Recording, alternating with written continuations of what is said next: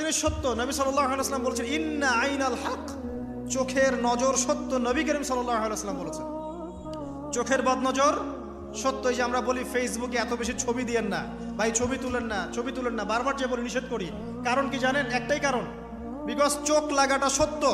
নবী সাল্লাল্লাহু আলাইহি ওয়াসাল্লাম বলেছেন চোখের বদনজর এমন সত্য যে একটা উটকে এই রান্নার ডেকচির মধ্যে ঢুকাই ফেলতে পারে।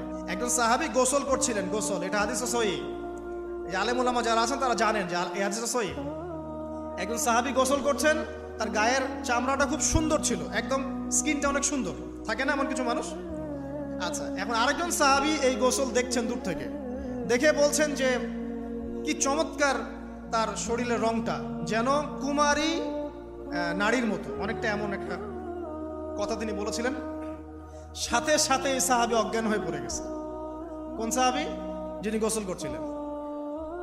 এটার আপনি কোনো ব্যাখ্যা দিতে পারবেন না তো, এখানে কোনো সায়েন্স দিয়ে বা মেডিকেল সায়েন্স দিয়ে আপনি কোনো ব্যাখ্যা করতে পারবেন না।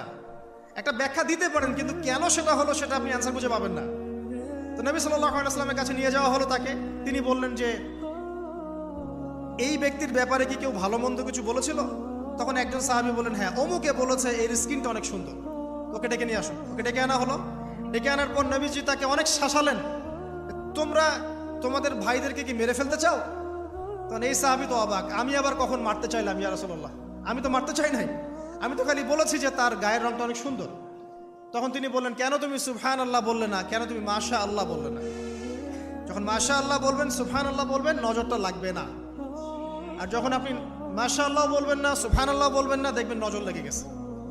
আপনি বিশ্বাস করেন ব্যবসা খুব ভালো চলছে, মানুষ বলল যে বাহ তোর তো ব্যবসা হেভি, লালে লাল শাহজালাল, ঠিক আছে, দেখবেন আপনার কেনা বেচা বন্ধ হয়ে গেছে। এরকম হবে, আমার কথাটা বিশ্বাস করেন। এটা কিন্তু সায়েন্স প্রমাণ করতে পারবেন না, আল্লাহ এবং তার রাসূল বলেছেন, তার উপরে কোনো সত্য নেই আছে।